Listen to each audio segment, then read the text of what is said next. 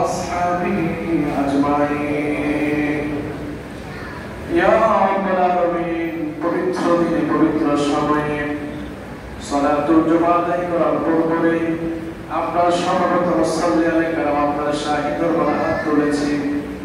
আমাদের প্রত্যেকের হাতগুলো কবুল আর মঞ্জুর করে নাও, আমিন।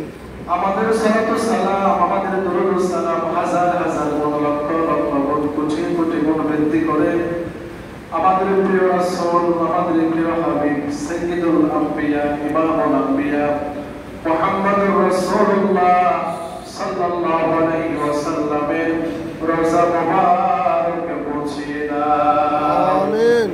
সারা পৃথিবীর মাটির নিচে যত মুমিন মুমিনাত অন্ধকার মাটির ভেতরে শহীদ আছেন, প্রত্যেকের গুনাহগুলো মাফ করে দাও, আমিন।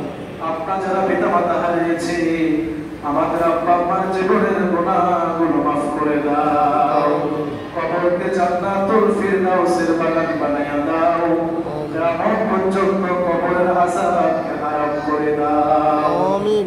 রব্বির হামহুমা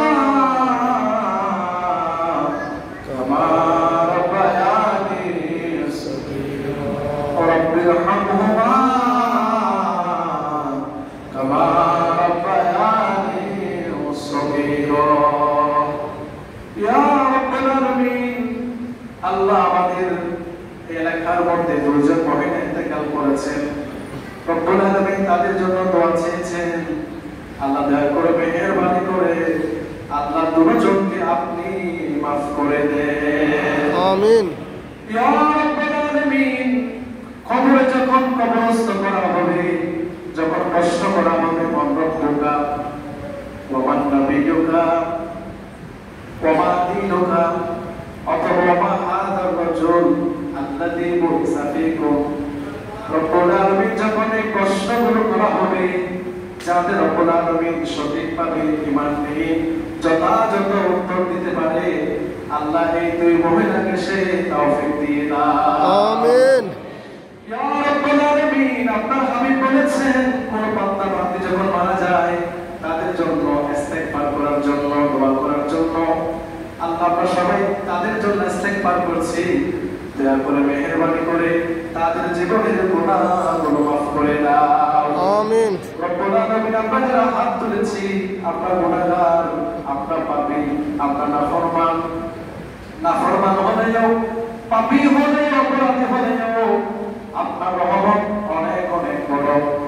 আল্লাহ আপনার রহমতের ওসিলা করে মেহেরবানি করে আমাদের জীবনের গুনাহগুলো মাফ করে দাও, আমিন। আমাদের ছেলে মেয়েদের গুনাহগুলো মাফ করে দাও, আমিন। আমাদের পরিবার পরিজনের গুনাহগুলো মাফ করে দাও, আমিন। রব্বুল আলামিন, আমরা যারা দান করেছি, আল্লাহ আমাদের প্রত্যেকের দানগুলো কবুল আর মঞ্জুর করে নাও, আমিন।